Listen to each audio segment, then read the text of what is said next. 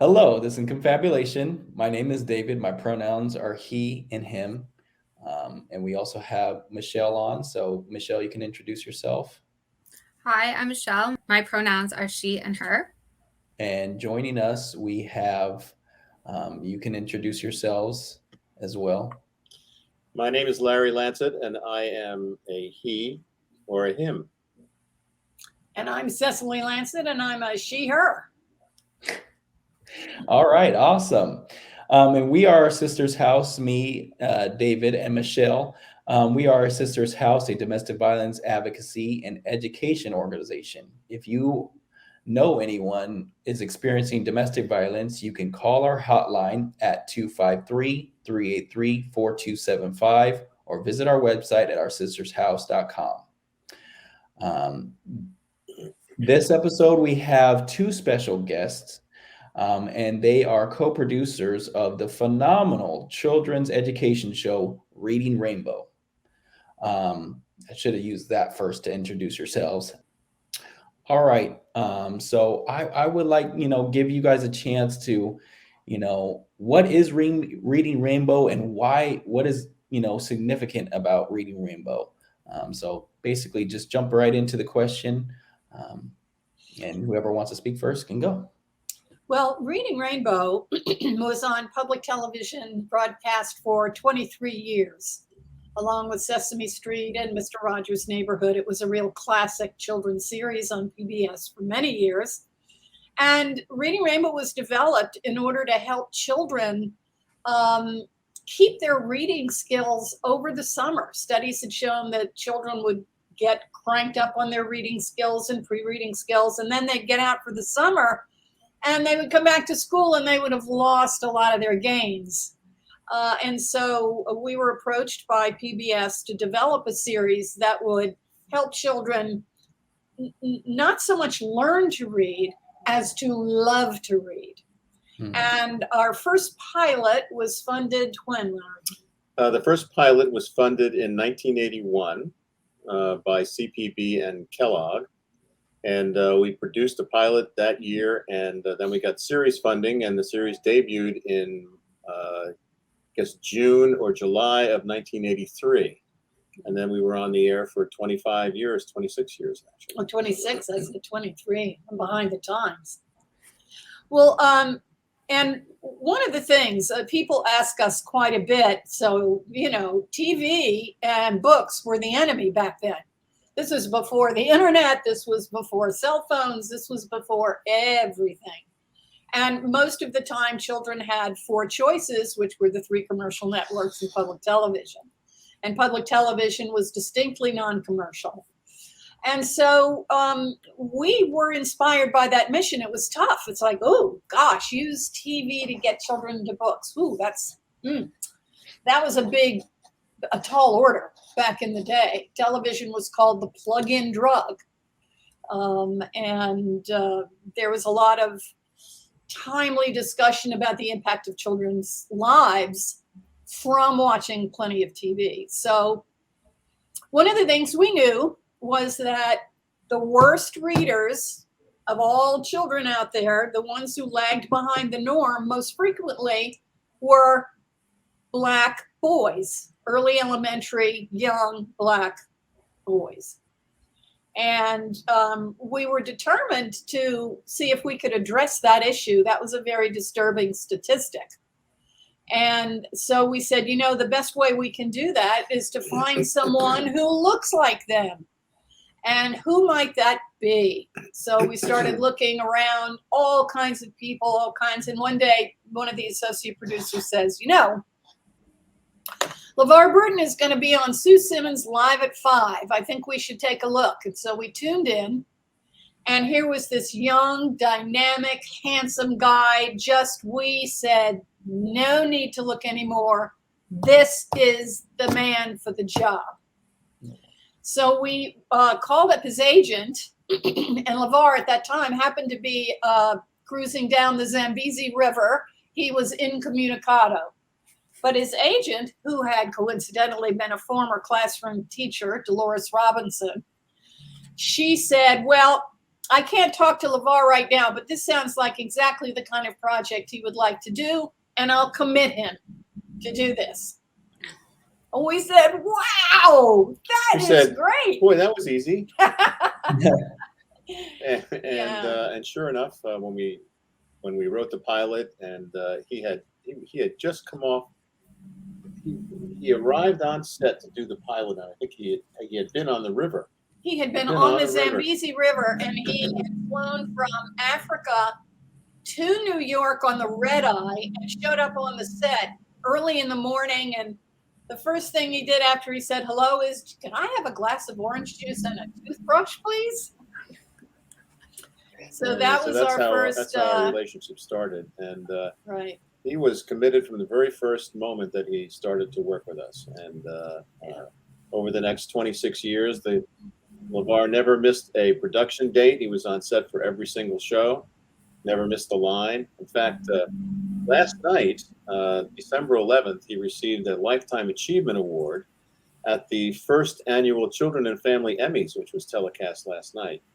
And it was a wonderful moment for him because he's been a great talent for us and done some amazing things during his life, not to mention, of course, Roots and Star Trek: The Next Generation and other things that he's done. So he's been a busy fellow. He has. And the one thing that after we got to know each other after that first season, we knew this was a guy who could do anything we threw at him. He could fly airplanes. He could scuba dive. He didn't care about getting covered with elephant slobber. He didn't care about whatever he had to do. He would do it fearlessly. And that's for a long time. That's 25 years. He was dauntless. He never said, never, I don't want to do that. And as a result, he was able to take children on all kinds of adventures that they would normally never get to have. And I think that what we learned from doing Rainbow and other projects we had done before Rainbow was the critical importance of diversity, that children would be able to see themselves and identify themselves both in LeVar and in the other people we brought to the camera. So, for example, we had a segment in the show called Book Reviews where kids would come on and review books. And so we started implementing a very rigorous diversity approach to, first and foremost, the books that we picked. They had to be on inclusive characters. They had to talk about topics of inclusion, to be culturally competent in the books that we picked, and the children that we picked to do the book reviews. And we auditioned those kids. And they were just all stars. All the kids knew this was a book commercial, and they came into the studio and they said what they wanted to say. We kind of helped them put it together, but they were not given scripts. And we have learned later in life, based on the documentary Butterfly in the Sky, they went back and talked to some of those kids who are now grown-up adults with amazing things that they've done in their own lives. And they have said how important it was to have many different ethnicities, many different racial and cultural backgrounds, non-binary kids. And it was really a very, very important part of us, not just that we had a person of color as our main spokesperson, but that the whole the whole reason for the show was to present the world in all its beautiful colors, literally and figuratively. So how did you end up going about choosing those books and the other stories that were encompassed in Reading Rainbow? Well, each of the shows was was centered around a book that we chose to be the key, the featured book. And then the book review stories, the 3 book reviews that were done at the end of the show, were somehow connected thematically or in some other way to the feature book. And what we decided to do was feature each feature book as a what we called an iconographic animation, which is where we took the actual art from the book and extended it where necessary and moved the camera on the art. So it wasn't true animation, but it was the actual art that was used in the book. And the children, in research, the children referred to it as the cartoon. So I thought that was interesting. I thought, oh, they'll never stick around for this, but they did. They did. And we had great narrators. We got celebrity narrators. We tried to match the texture and tone of the narrator with the story.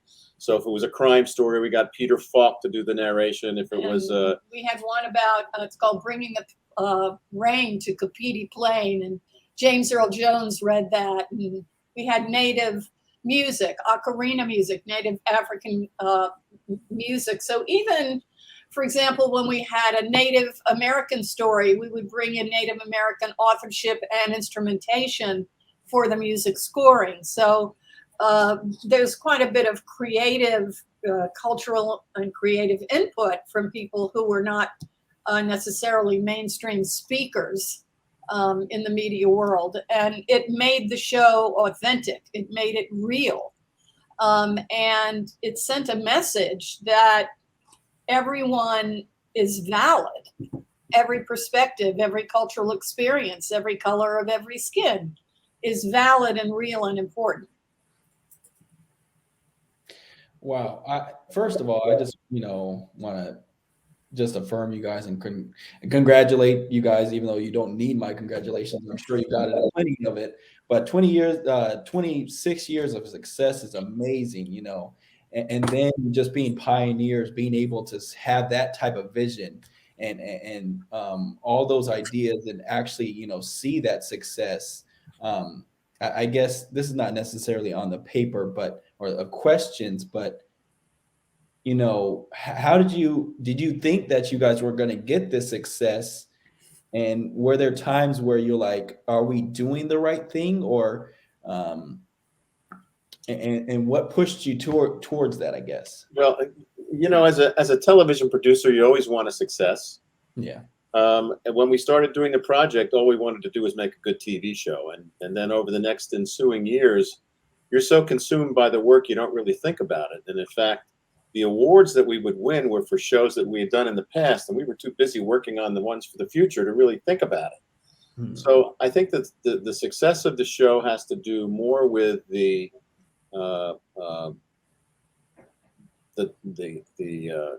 chords that we touched in our audience. We were really programming and creating for the 8-year-olds inside of us. And I guess we hit the right notes because they all tuned in and they all stayed with us, and we had great success because the audience loved it so much. But we really weren't thinking so much about the success. Maybe when we walked up on stage to receive the Emmys was maybe the only time that we really thought about, wow, we've really done something great. Somebody thinks this is good. This is awesome. But we were too busy doing it to really think about whether it was successful or not. And I think also, interestingly enough, we wouldn't get feedback from our audience. All we would get are statistics from PBS, and the statistics were not impressive. There were days when we come back and get, what percentage audience we had, and it would have a BMS in there. And I said to somebody, what does BMS mean? And they said, below measurable standards. And we thought, is anybody watching out there? Hello? Hello, does anyone hear us? And the amazing thing is that how many years later? There were clues along the way. I remember we had been producing for maybe 2 or 3 years. And we used to work at the television network, Education Television Network in South Carolina. We went back for a visit. And as part of their reception for us, they took us out to an elementary school in outside the city of Columbia. And we walked into the school, and they had told the kids who had all gathered in the auditorium that the people from Reading Rainbow were going to be there. And there may have been 200 or 300 kids in the audience. And we walked out from behind the curtain, and they all broke into the Reading Rainbow theme just as we walked out, and was like, my God, wow, they actually know this. I know this. Somebody is out there. And it was just, there were amazing moments like that have or happened. in elevators where we would be talking about something with Reading Rainbow, and the rest of the people in the elevator would break out in song and go, what? So we did, in a sense, I think Larry's right. We produced it for our 8-year, it was just a bunch of 8-year-olds and 9-year-olds running around on the production team. So I think that childlike sense of curiosity served us very well. But the thing that makes me the happiest is to see if there's a documentary that's been produced on Reading Rainbow called Butterfly in the Sky, and it just premiered at the Tribeca Film Festival in June. And it has great film. Sorry to interject. Keep going. Oh, did you see it? I did. I How streamed did you it. get to see it? I streamed it. Keep going. Okay. By the way, that will be probably on the air sometime in the next in 2023. Right. The deal hasn't yet been made with the distributor, but it's going to be out there. It'll be out there. And the thing that was incredibly gratifying is that we had an audience of people who are now adults looking back on their experience with Reading Rainbow and saying things like, I had never seen Ed Bradley and somebody else, and LeVar Burton had gold earrings, and I never saw anybody like that who had a gold earring on TV, or someone who looked like me, or someone who felt my voice was important. And so years later, to have that perspective on what we did was remarkable. It's what we wanted. It's what we dreamed of doing. You never know how But you just never know how the recognition will come back to you. And now here we are, all these years later. I mean, we started this in 1981, and what is it now, 40 years? 40 years ago, we had no idea that at this time in our lives, there would be such a huge understanding and recognition of what we actually did. And we took it for granted. We were doing our thing, and we were reaching a lot of kids and giving them a wonderful foundation that we could never have imagined would be as successful and meaningful. We always hoped. I mean, eyes on the prize, right? You guys do this wonderful podcast, and you know that you want to get messages out there. You want to get impressions out there. You want the world to understand and know more about what you're doing. We never get, as content creators, we don't get a lot of feedback. It's not like you have Nielsen ratings.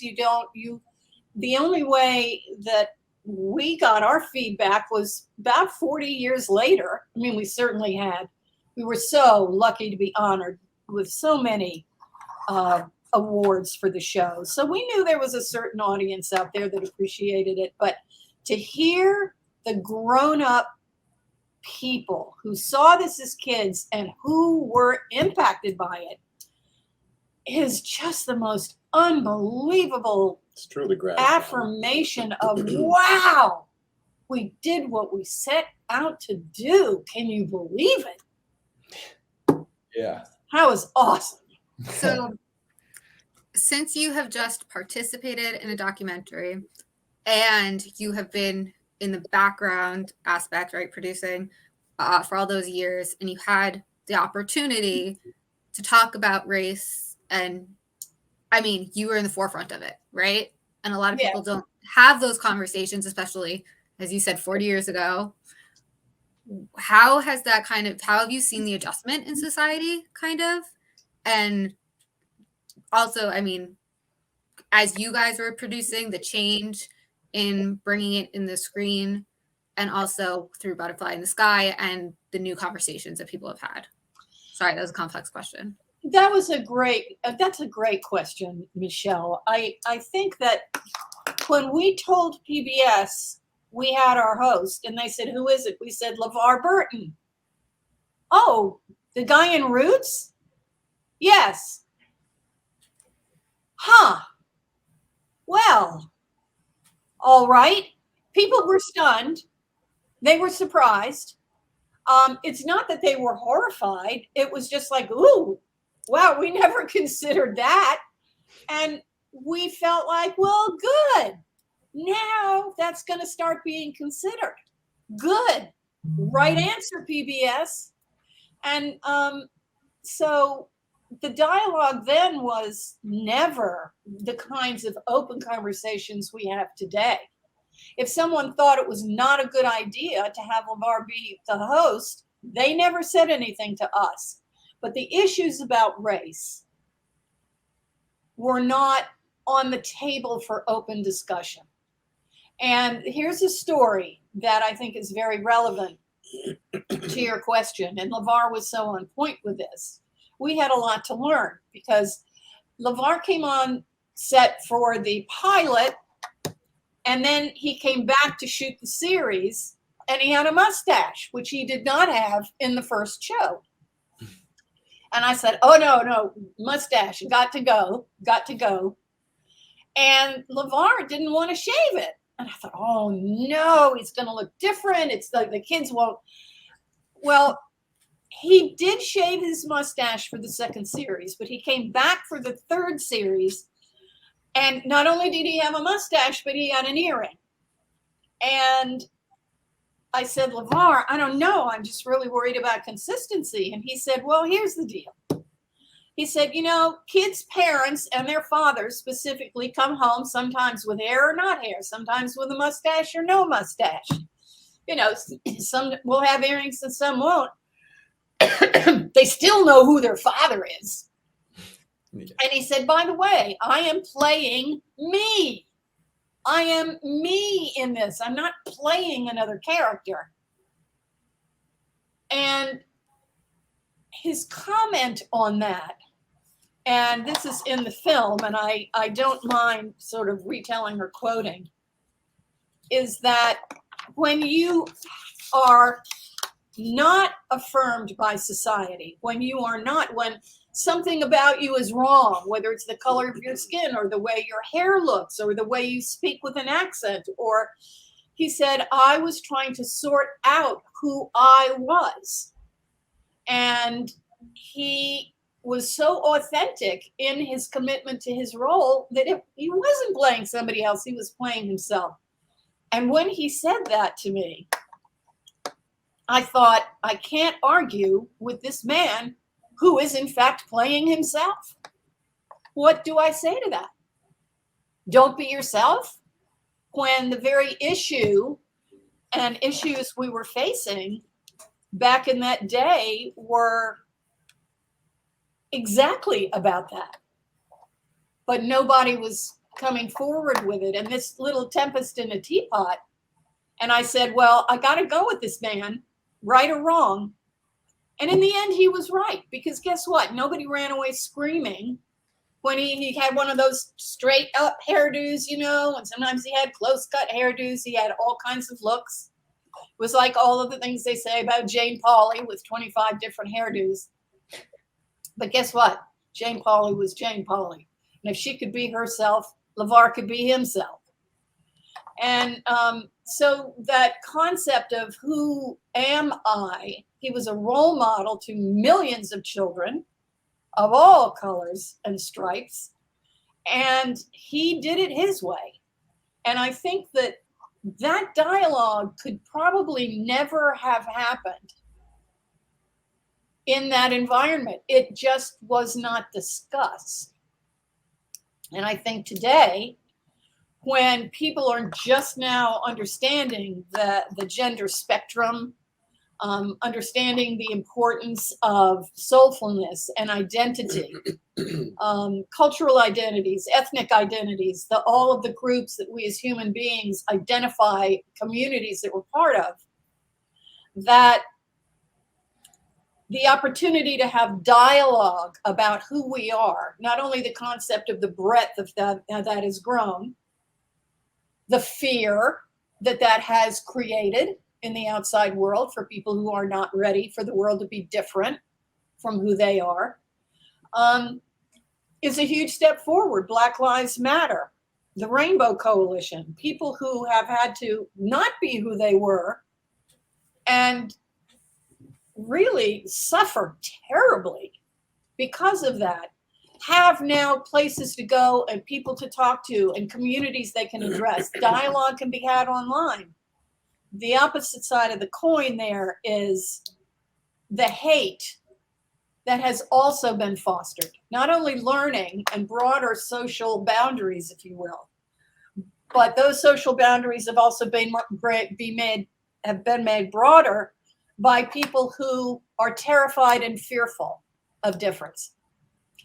So I think we've gained a lot of yardage, and I think that there is opposition. There are other viewpoints out there that are fighting to stay alive at a time when they're obsolete. Wow.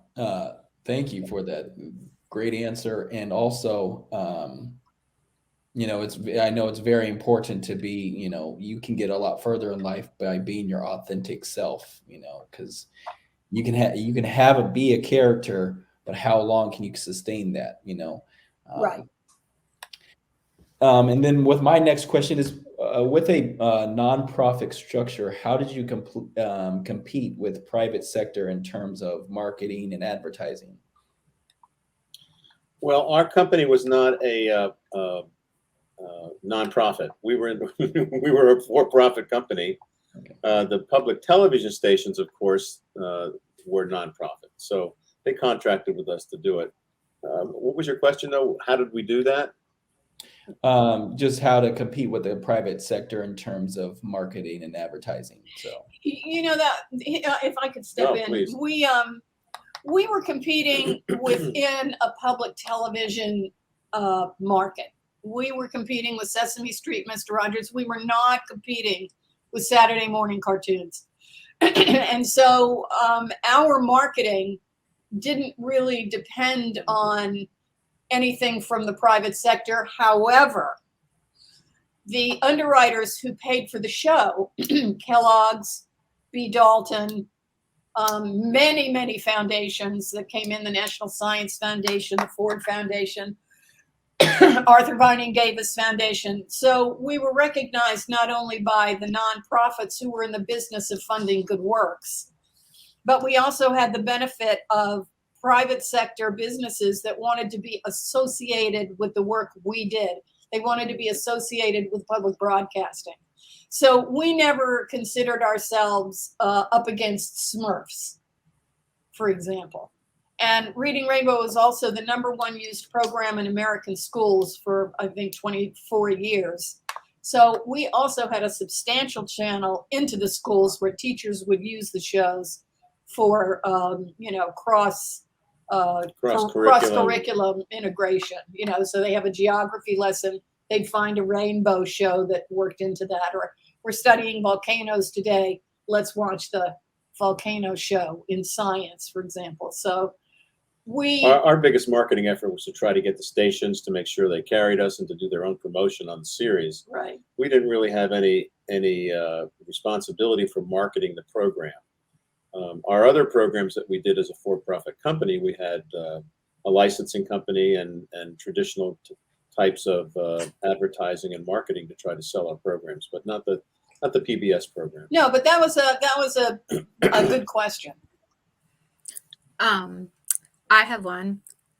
Are there any things that, if you could do it all over again, that you'd wish you could change or add or do differently, do again in particular? No, I'd like to demand more money. and it would be great. It would be No. I think that what we did, we grew. Our whole staff grew. There was very little turnover on Rainbow. We grew up together. We all started either single or newly married, and we all grew up. We had children. We had, the kids grew up together. It was a real family. And I think that we became, as the show became more recognized, we realized we had a very powerful pulpit.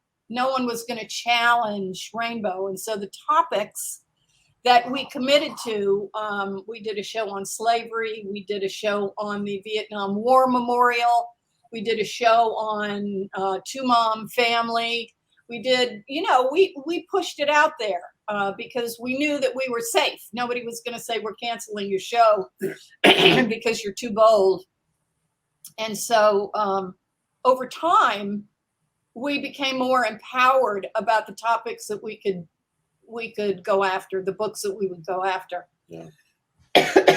But on a functional level, I don't think I would have changed anything really.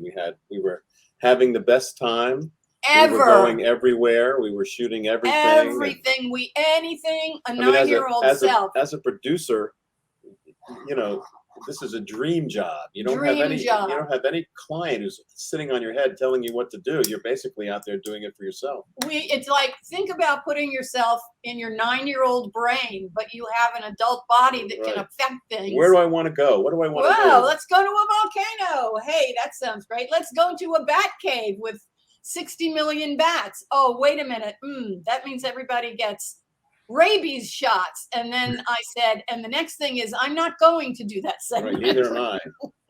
But wherever we wanted to go, we went. We went.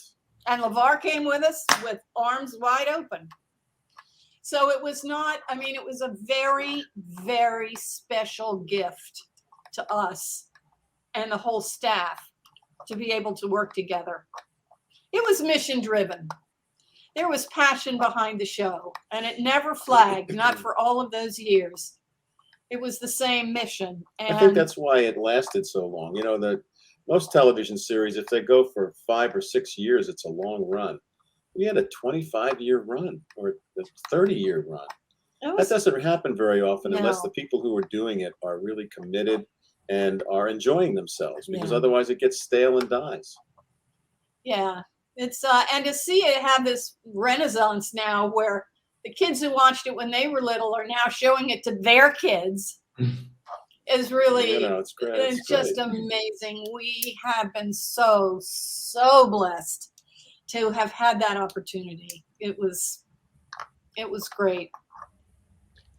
I don't think we changed much at all. And nor should you. Yeah. That makes me, think of, all, when it comes to sports greats, people talk about sports, there's greats in sports like Tom Brady or somebody will, Serena Williams. They've done 23, 24 years playing in the sport. They talk about how great they are and legends. It sounds like you guys, are legends, and we know that you guys are legends. So I just want to, let you guys know that. And then, also, you talked a little bit, you've talked a lot about how having that childlike mindset and, going to your child self. Was there ever a time where it was hard to think of another idea, or, was it, you just talk to the kids that you work with, also to understand, hey, how can we connect to our audience a little bit better? How can we, speak to these children some more? So what, help us continue that inspiration, because that is, a long sustained success. So, finding that motivation, finding that, discipline, and being able to, continually put out great content year after year after year is, obviously really hard, even for the, some of the best shows.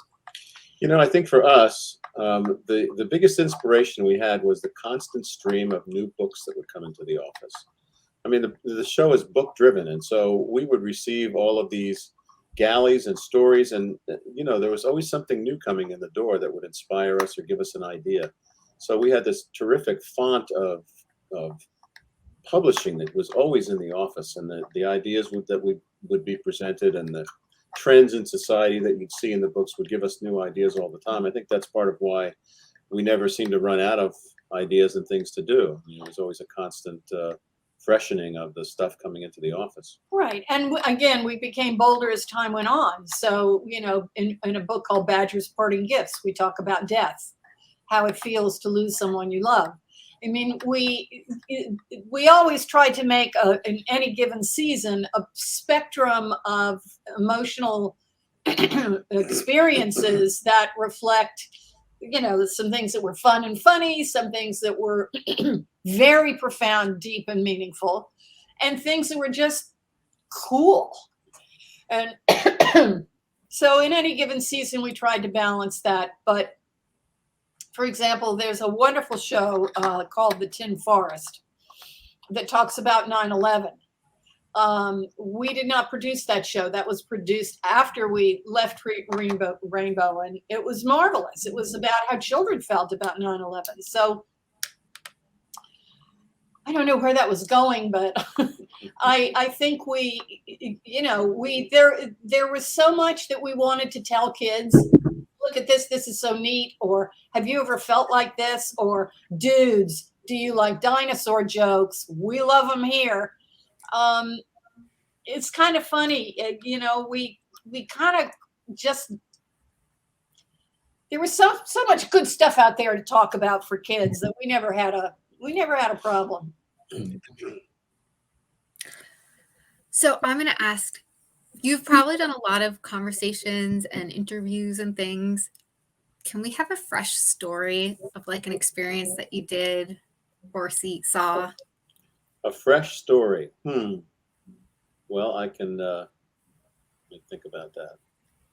I'll tell you a story. One of the shows that we did was, what was the airplane show?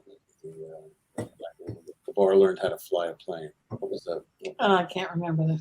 One of the books was a story about somebody learning how to fly, and so we decided that as the spine of that show, we would take LeVar up in a private plane and give him a lesson on how to be a pilot. Well, I didn't really think about it too much until I was sitting in the back seat of this plane, and LeVar is actually driving, and I realized he's got my life in his hand. And as we're taxiing the runway and we lift off the ground, I looked at the guy next to me and said, I don't know if I really want to be here. It was too late. And then we got up and we were circling the airport and coming in for a landing. And LeVar looks at the instructor and says, I've never done this before. And I said, oh my God. Let me arrive safely. I know. Will this be the end of us? Well, we said that a lot. Will this be the end of us? The volcano. We were waiting for Kilauea to erupt, and right toward the end of our trip, she did erupt. We flew out there in a Park Service helicopter, and they dropped us onto the crust. 2,000 feet from us was a 2,000-foot high fountain of hot red molten lava coming out of the volcano. And the helicopter dropped off 6 of us. You can only take two passengers at a time. There were 2 pilots. So the 6 of us that went out there had to make 3 trips to get out there. And so the minute we got out of the helicopter, I noticed my feet were hot. I had sneakers on and my feet were hot. And I bent down and I felt it, and it was like hot. The ground was hot. And I said, there were 2 scientists there, and I said, gosh, how come this is so hot here? And the scientist looked at me and she said, well, you see the fountain coming out right there? I said, yes. And she said, well, that's coming up in a river underneath us. I said, no kidding. And how many hundreds of feet is that? And she said about 12 feet. Beneath us was this river. River. We were essentially on a floating piece of crust under this lava fountain. And there was no helicopter there for me to go screaming, get me out of this place. But they said, you have 1 hour on this volcano. We said, okay, hit the ground running. We videotaped every minute, and an hour came up and they were late. We said, great, get everything. Keep shooting. You keep shooting, just keep shooting. So we shot this, we interviewed the scientists, and we got close-ups of all of the lava. We did, and there's still nobody. Well, it gets to be sunset. This is like after 3 or 4 hours. This is 3 or 4 hours. We're on this volcano, and we're going, this is great. This is terrific, but when do we get off of here? When do we get out of this? Well, way in the distance comes this little black speck, and it gets closer and closer, and it's the helicopter. And the guy said, oh, we're sorry. We were thrilled, of course. But we had to have a part fixed on this helicopter. Well, that only caused mild concern because we were very anxious to get out of Dodge. And they said, here's the only problem. We can only take 4 of you off the mountain, and then it's going to get dark. We don't fly this at night around the volcano. So 2 of you have to stay with the scientists overnight. In a metal lean-to, which was called Camp 7. The reason being that Camp 1 through 6 had disappeared. Under the lava. So 2 people. We looked at the 6 of us. It was me and Cecily and LeVar and our friend Steve, the DP, and then we had an audio guy and Howie, the video man. Video man. And we looked at each other and we said, I'm not staying. You're not staying. And I said, oh, and LeVar goes, no. Well, the audio man from Hawaii and our video tech guy, who we brought with us from New York, volunteered. And they shot And overnight. they shot all night of the volcano footage that was spectacular. Well, so we were all anxious to see them the next morning because the helicopter went out to pick them up the next morning. And we see the helicopter coming in, and they get off the helicopter. And you remember the scene in the Ten Commandments where Moses comes down from the mountain? And his hair is white. His hair is white. And it's all blown back. And that's what Howie looked like. That's He what Howie looked was like. like Moses coming off the mountain. So from then on, we called him Saint Howie. We call him Saint Howie. He said he picked up more women in bars with that story than he could count. So that was one of the most amazing experiences ever. It's a good part of that story. I don't think I've heard that part of that story. Moses coming down the mountain. It was Moses. He didn't have the tablets, but he had some videotape. He got the girls from the bar, I guess. That's his Plenty of dates for Howie. Oh, man. Yeah. And then this is the last question for me. In your opinion, how does increasing literacy prevent domestic violence, such as domestic violence in society?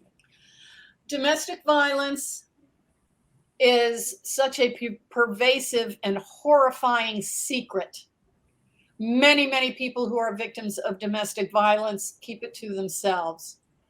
And literacy, the more we learn, the more our hearts and minds are open to other thoughts, other human beings.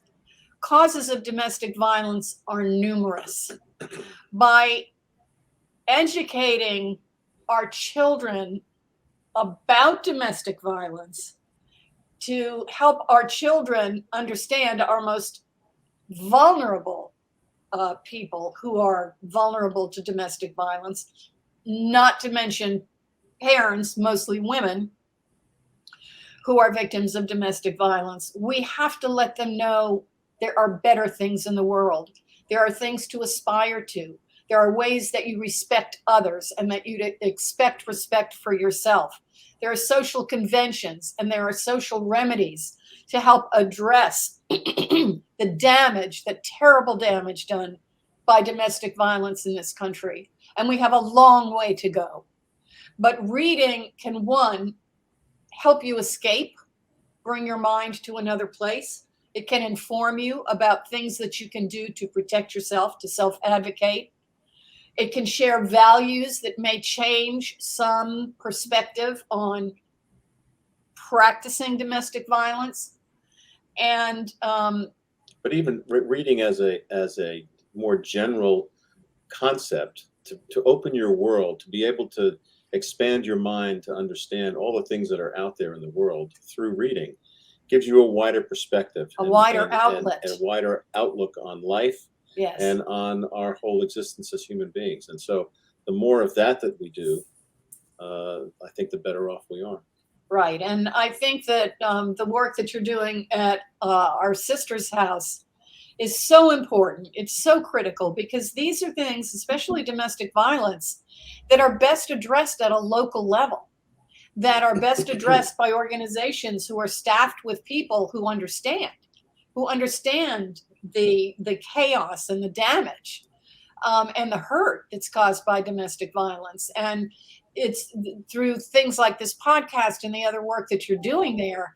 It's just, we really respect and applaud the work that you and your funders and your constituents are doing to help address those issues. And they're tied up with many others that need attention. But we really applaud your mission to help address and problem solve in the issues of domestic violence and supporting those who are victims. So I'm going to ask one last question. Is there anything that you've ever wished was asked of you in an interview that you never had the opportunity to get to say? Yes, I want somebody to ask me, how did I get so handsome?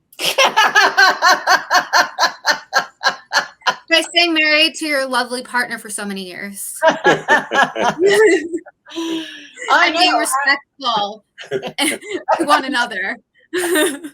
Well, working with your spouse your whole life. We've been doing this for 40 odd years. Yeah. We're still married. We're still married. I guess it requires some patience, some compromise, some skill, and some commitment. It's not easy, but it's worthwhile. Yes. So I want to say that, Michelle, we are so proud of everything that you are accomplishing. David, we thank you for your service to your community as well. And we are very honored to be a part of this discussion and thrilled to death to see you, my dear. Thank you for joining us today. You're always welcome back. If you Thank ever would like to join us for this conversation or another one. Oh, thank you for joining our show. You guys made it much better. Thank you. So much. Oh, well, we And- loved it. Anything for Michelle. And is Anything. there, yep, thank you. Thank you, Michelle. Is there anything that you would like to say before we wrap up? No, I think you guys we've done a lot of interviews in our lives. You've had very thoughtful questions, interesting questions, challenging questions. Keep asking those questions. Keep doing what you're doing. Thank you for listening, and this is Confabulation. Let us know your thoughts in the comment section below, and remember to like, share, comment, and subscribe again. We are from our sister's house, and if you or anyone is experiencing domestic violence, call our hotline at 253-383-4275 or visit our website at oursistershouse.com.